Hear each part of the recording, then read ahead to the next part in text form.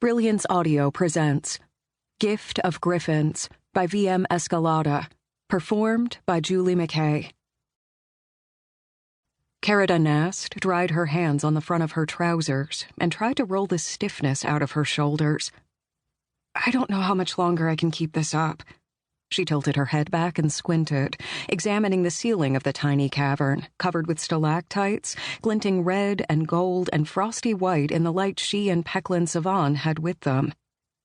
She could flash the red jewel in the rock, thick veins closer to the surface here than anywhere else in the mines and tunnels. She reached both hands up toward the longest stalactite and concentrated. "It isn't working," she said finally, lowering her hands. "The jewel's there, but it's not responding to me. What am I doing wrong?" "I cannot know." Savan's accented voice came from behind her. "In Halia, we Shekayrin inherit our soul stones from those who have died without apprentices. Harvesting the raw stone..." Kerr could flash him shrugging. "I have only read of it, and the documents are very old, copies of items older still, and mistakes might have been made." Kerr turned around, not troubling to hide her exasperation. "You push yourself too hard," he told her. "There is time." "No!" Kerr ran her hands through her hair. "Sorry, but there isn't time. Just think what I might be able to do with a jewel." "You have done much already.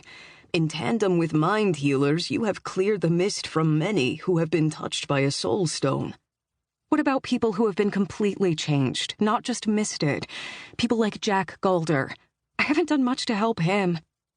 "You were able to return Tel Korsar to his normal self." "Yes, but I had your jewel. The jewel you'd used on him. To fix everyone else, I'd have to chase down every Shekayrin in the polity and take away their jewels.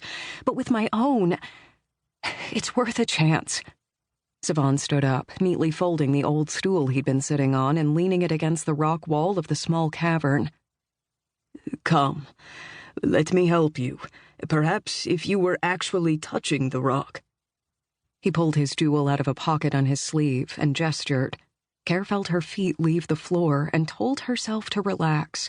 This wasn't the first time she'd been lifted by someone's gift. The cavern wasn't much more than a wide place in a seldom-used tunnel with a rough, uneven floor. Nothing was remarkable about it except the stalactites, and the fact that it was the place the Talent High Inquisitor Luca Pa'anarion had found the dormant jewel that no one, not even Kerr or Savan, could activate.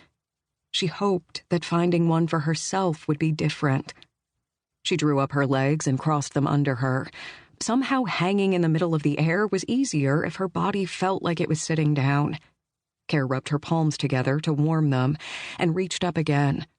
Now that she was so close, the red glints in the stalactites looked, in a way, as if the stone was bleeding, though she couldn't be sure that wasn't an effect of her own aura swirling around her in a sphere of movement.